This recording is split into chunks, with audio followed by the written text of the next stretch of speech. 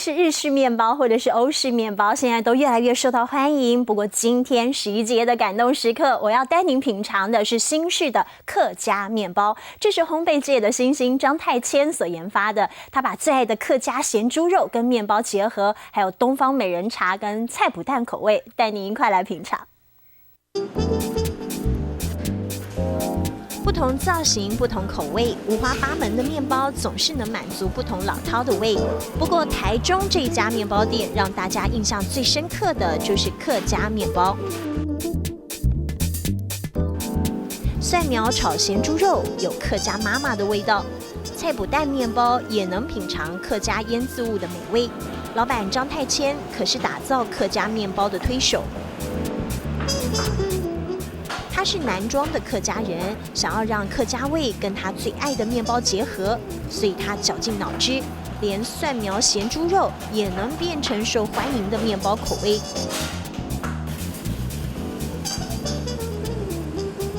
经过烘烤，准备上桌的咸猪肉总是一出炉就被扫空，因为香气四溢，总能唤起儿时回忆。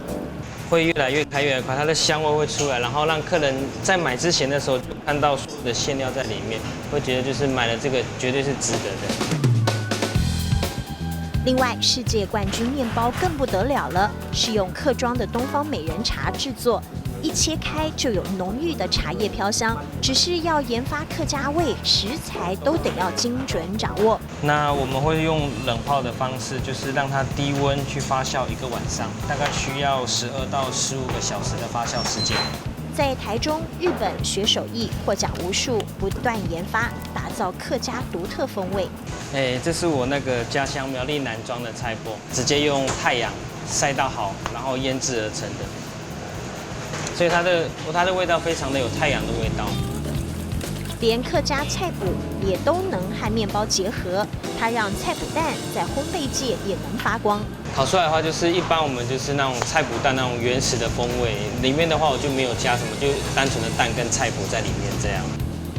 当客家遇上面包，也能成为色香味俱全的好滋味。张太谦用客家人不服输的精神，打造了与众不同的客家面包。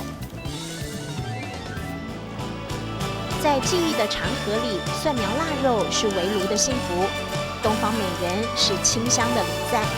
面包店老板仔细珍藏，揉入面团，放进烤箱，用炙热的情感烘焙客庄的感动时刻。